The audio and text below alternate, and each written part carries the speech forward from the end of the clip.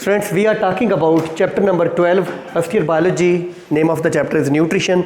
This is a small topic, digestion in small intestine. Small topic है, so digestion in small intestine. Students, small intestine वो तीसरी जगह है जहाँ पर डाइजेशन होती है. हमने कहा था ओरल कैविटी, स्टमक और स्मॉल इंटेस्टाइन में डाइजेशन होती है. सो topic is digestion in small intestine. ये जो हमारी स्मॉल इंटेस्टाइन है ये कितनी को स्मॉल है? क्या ये लेंथ के एतबार से या डायामीटर के एतबार से लार्ज इंटेस्टाइन से स्मॉल है? ये असल में डायामीटर के लिहाज से, वैसे इसकी लेंथ उससे काफ़ी ज़्यादा होती है. समझ रहे, ये तकरीबन 5 मीटर तक लंबी होती है, 5 मीटर. और जो लार्ज इंटेस्टाइन है वो लेंथ के एतबार से छोटी, लेकिन उसका जो बोर है, इंटरनल ओपनिंग है, जो उसका डायामीटर है, that is larger than this. So this is small intestine with respect to diameter. इसके 3 पार्ट्स हैं. पहला पार्ट ड्यूडिनम है, दूसरा जेजुनम है और तीसरा इलियम है. बच्चों, जो ड्यूडिनम है ना, ये सबसे छोटी होती है. इसकी लेंथ जो है वो 20 to 25 सेंटीमीटर होती है, यानी 30 सेंटीमीटर का 1 फुट होता है, 1 फुट से भी लेस, राइट. जेजुनम जो है इसकी लेंथ 2.4 मीटर है. ये टोटल स्मॉल इंटेस्टाइन का 2/5 हिस्सा होती है. जो इलियम है इसकी लेंथ 3.5 मीटर है, जो कि टोटल स्मॉल इंटेस्टाइन का 3/5 है.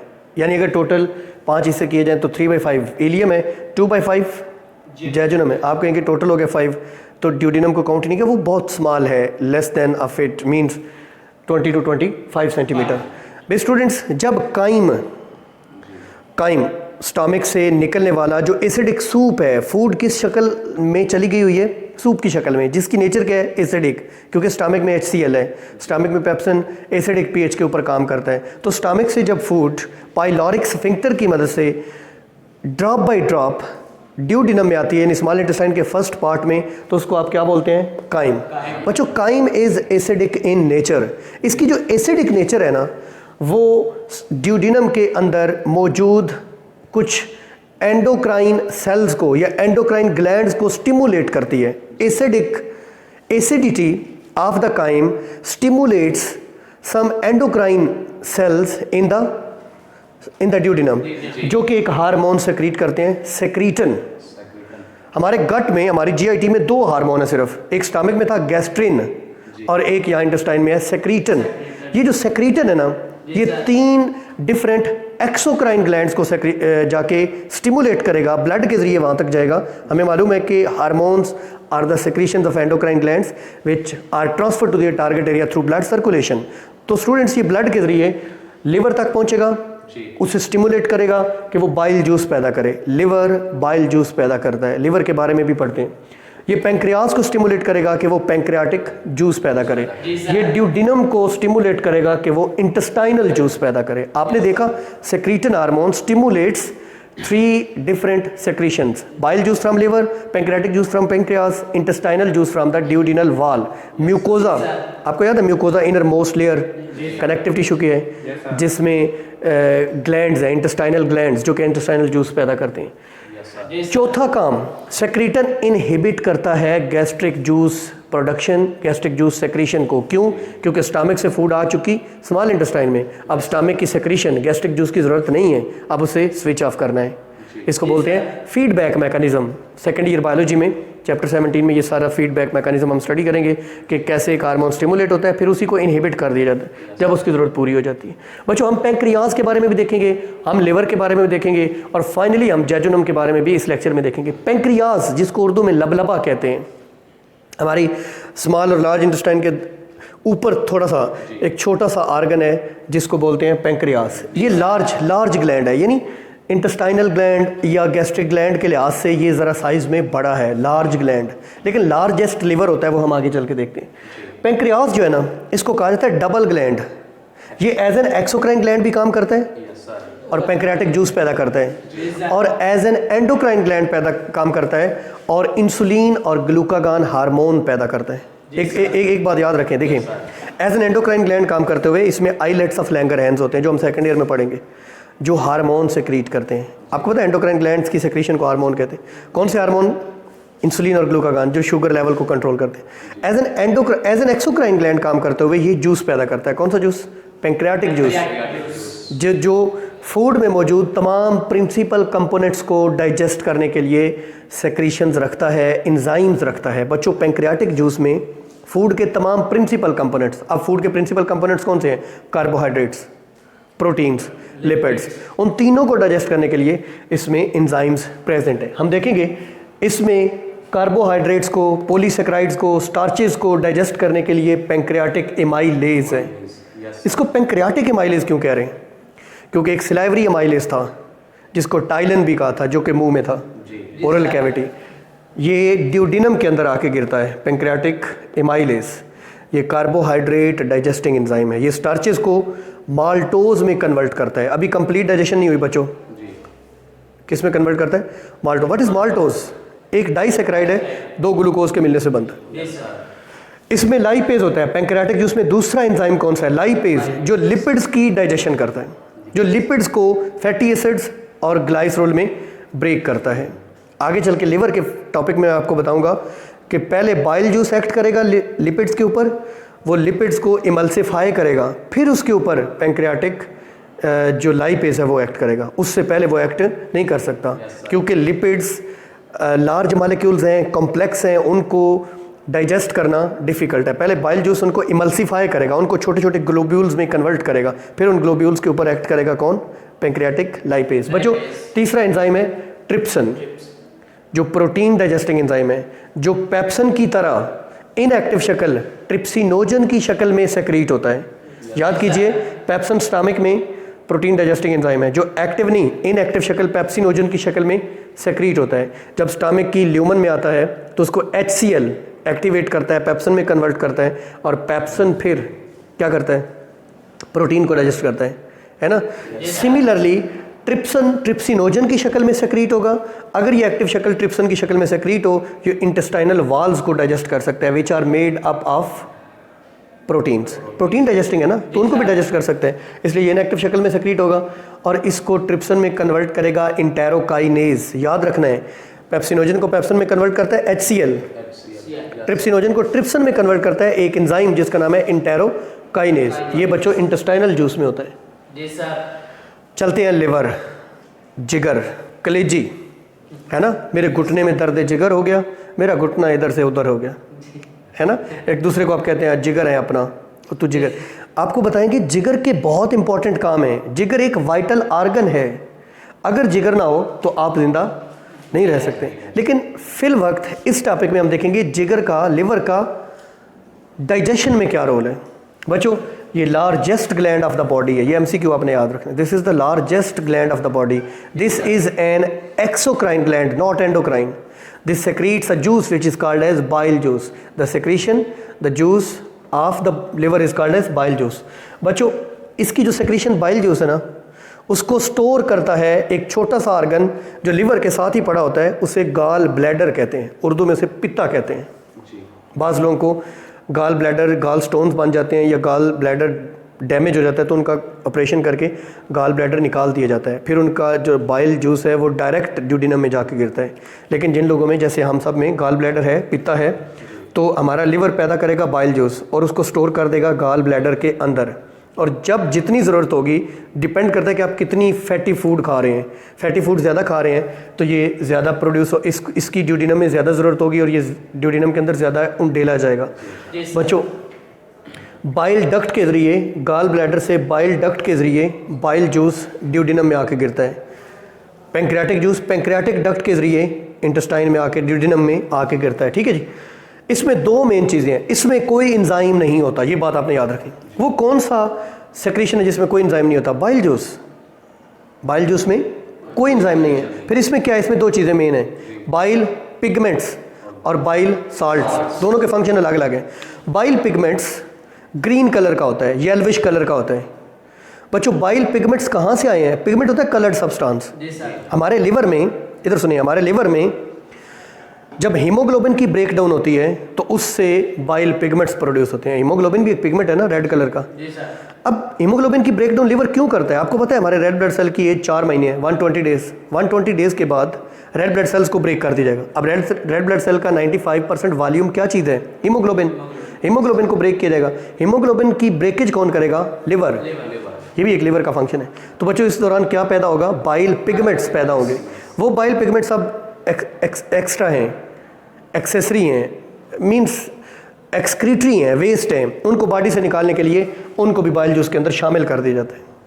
बच्चों अगर बाइल पिगमेंट्स हमारे डाइजेस्टिव सिस्टम से बाहर ना जाएं फीसिस के साथ, फीसिस का जो कलर होता है ना येलो, वो इनकी वजह से होता है। अगर फीसिस के साथ बाहर ना जाएं तो ये हमारी बॉडी के अंदर जमा होना शुरू हो जाते हैं। खासतौर पे हमारे वाइट्स ऑफ द आई जो हैं इनके नीचे जमा हो जाते हैं, जिससे आंखें पीली हो जाती हैं और इसको कहा जाता है जॉन्डिस, यरकान, पीला यरकान। क्या हुआ, बाइल पिगमेंट्स एलिमिनेट नहीं हो रहे, बॉडी से बाहर नहीं जा रहे, बॉडी के अंदर डिपॉजिट हो रहे हैं किसी एबनॉर्मेलिटी की वजह से, और ये स्किन के नीचे और वाइट्स ऑफ द आई के नीचे डिपॉजिट होकर पीला यरकान यानी जॉन्डिस क्रिएट करते हैं। बच्चों बाइल साल्ट्स क्या करते हैं, ये इनका बड़ा इंपॉर्टेंट फंक्शन है डाइजेशन में। बाइल साल्ट्स, बाइल जूस के अंदर कुछ साल्ट्स हैं, कुछ मिनरल्स हैं जो लिपिड्स को इमल्सिफाई करते हैं, इमल्सिफिकेशन ऑफ लिपिड्स करते हैं। इमल्सिफिकेशन क्या है, bile juice contains bile salts which converts the lipids into small globules. Globule होता है ड्रॉपलेट, छोटे छोटे ड्रॉप्स, छोटे छोटे कतरों की शक्ल में, on which pancreatic lipase can act, जिनके ऊपर पैंक्रियाटिक लाइपेज एक्ट कर सकेगा। इस प्रोसेस को क्या कहते हैं, इमल्सिफिकेशन। बच्चों बाइल जूस के अंदर अगर कोलेस्टेरोल हो, बहुत ज़्यादा मिकदार में कोलेस्टेरोल हो, आप फैटी फूड लेते हैं उसमें कोलेस्ट्रोल है आपकी बॉडी में, कोलेस्ट्रोल एक टॉक्सिक है, एक ज़रूरत से ज़्यादा, वैसे हमारी बॉडी का कंपोनेंट है, एक ज़रूरत से ज़्यादा अगर ब्लड में हो तो उसे कहते हैं ये ख़तरनाक है। तो आपका लिवर कोलेस्ट्रोल को बाइल जूस के अंदर रिमूव करेगा, वो कोलेस्ट्रोल गाल ब्लैडर के अंदर आके जमा होना शुरू हो जाएगी, उससे गाल स्टोन्स, पित्ते की पथरी पैदा हो सकती है। बच्चों लिवर का एक बहुत इंपॉर्टेंट फंक्शन है डिटॉक्सिफिकेशन, यानी जहरीली चीज़ों को कम जहरीली चीज़ों में बदलना। हम सेकंड ईयर में फर्स्ट चैप्टर जो सेकंड ईयर का है होमियोस्टेसिस, उसमें पढ़ेंगे डिटॉक्सिफिकेशन ऑफ लिवर। देखें हमारी बॉडी में अमोनिया है, अमोनिया एमाइनो एसिड्स के कैटाबॉलिज्म के दौरान प्रोड्यूस होता है। एमाइनो एसिड्स का जब कैटाबॉलिज्म होता है तो डी एमाइनेशन से एमाइनो ग्रुप अलग होता है, उस एमाइनो ग्रुप से ammonia. Ammonia is highly toxic for hours blood, so ammonia को लेस टॉक्सिक यूरिया में कन्वर्ट करता है लिवर। एक यूरिया साइकिल हम पढ़ेंगे सेकंड ईयर में। लिवर के अंदर जो होता है ammonia is converted into urea. बच्चों यूरिया भी टॉक्सिक है, जो यूरिन होता है पेशाब, जो यूरिन के जरिए बॉडी से बाहर निकाला जाता है, लेकिन यूरिया अमोनिया की निस्बत लेस टॉक्सिक है। सो लिवर क्या काम करता है, डिटॉक्सिफिकेशन करता है। This is what is called detoxification.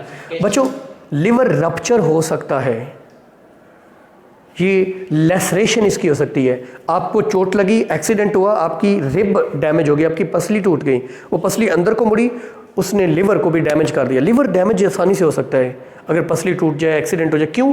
क्योंकि लिवर एक तो साइज़ में काफ़ी बड़ा होता है, ये पूरा हिस्सा इतना लिवर होता है।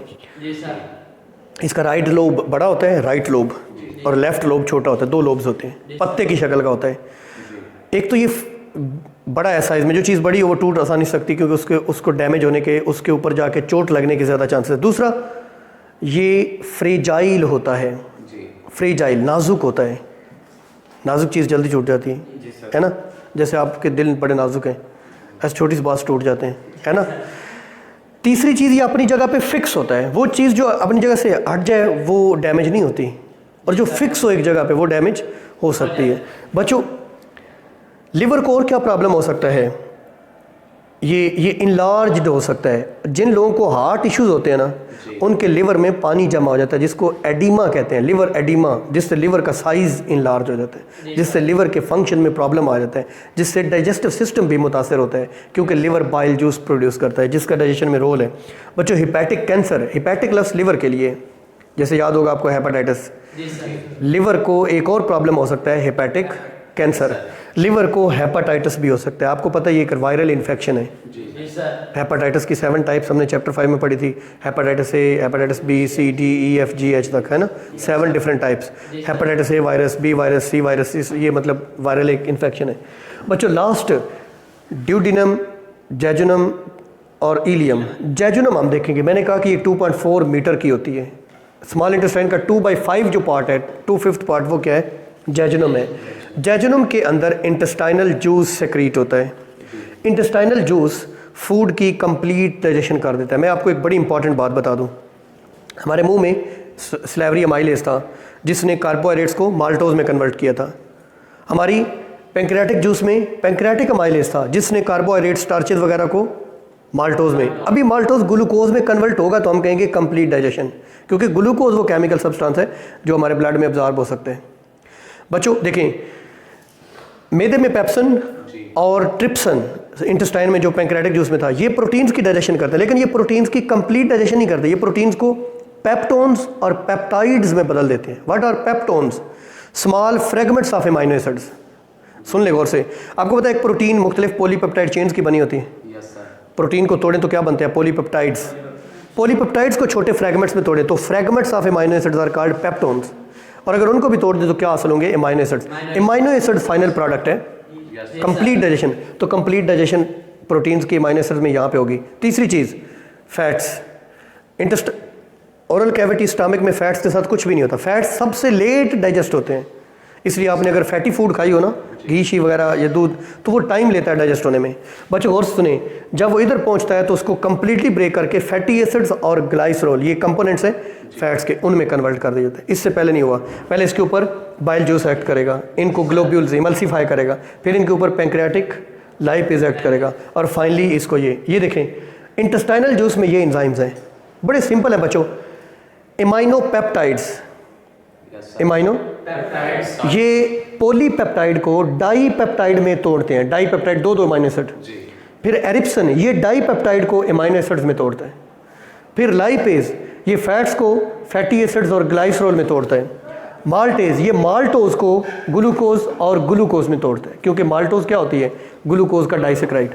बच्चों लैक्टेज है, ये लैक्टोज को ग्लूकोज और गैलेक्टोज में तोड़ता है। आपको पता है मिल्क में कौन सी शुगर होती है?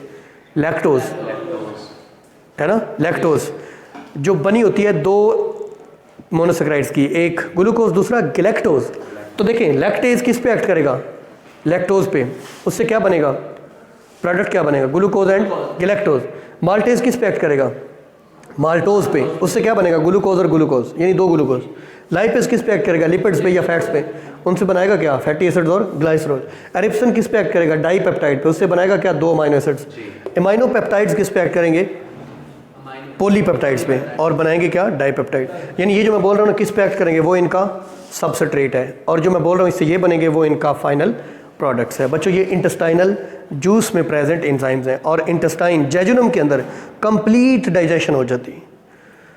कार्बोहाइड्रेट से ग्लूकोज बन जाती है, प्रोटीन से अमाइनो एसिड्स बन जाते हैं, फैट्स और लिपिड से फैटी एसिड्स और ग्लाइसरोल बन जाते हैं। अब अगला पोर्शन है स्मॉल इंटेस्टाइन का इलियम, जिसमें क्या होती है? एब्जॉर्प्शन। क्या होती है?